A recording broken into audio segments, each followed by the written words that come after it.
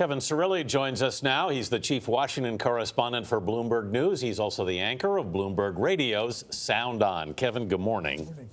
We know that the Democratic lawmakers are basically saying the Attorney General is playing politics. How are Republicans reacting to this? They are defending the Attorney General WIlliam Barr, and they are saying that this investigation into the investigation is something that is needed. But the question becomes whether or not House Speaker Nancy Pelosi is going to hold a vote in the House of Representatives that would find him in contempt of Congress. Now, in that interview, his first interview, Attorney General Barr says that it's just political theater.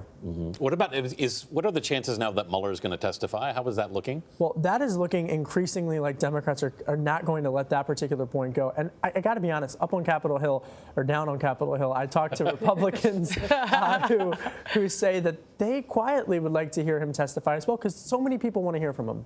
Yeah. Well, we heard this week, or Friday, as Ouija told us, that the president planned to lift those metal imports, the tariffs on those.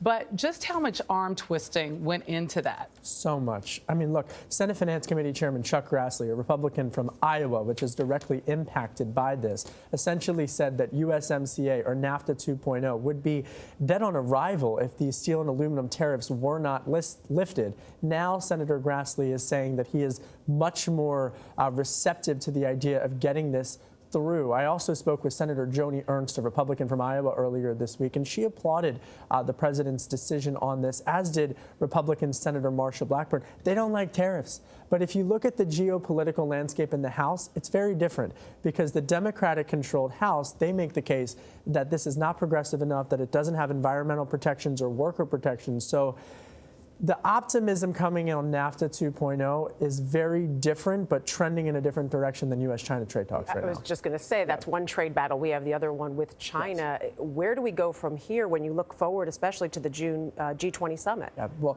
President Trump and President Xi Jinping of China are set to meet in Osaka, Japan, June 28th, June 29th at this summit.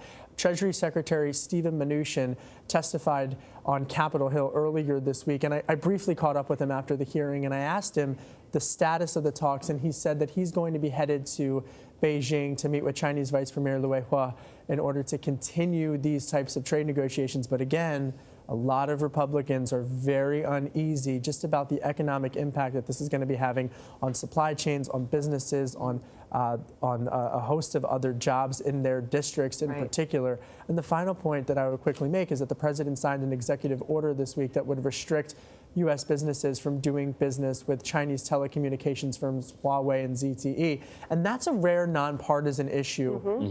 I interviewed Senator Mark Warner, a Democrat from Virginia, on the Intel Committee, and he applauded the president on that. Yeah, I mean, it's like little fires put out. There's still a much bigger fire blazing. Kevin Cirilli, thank you very much.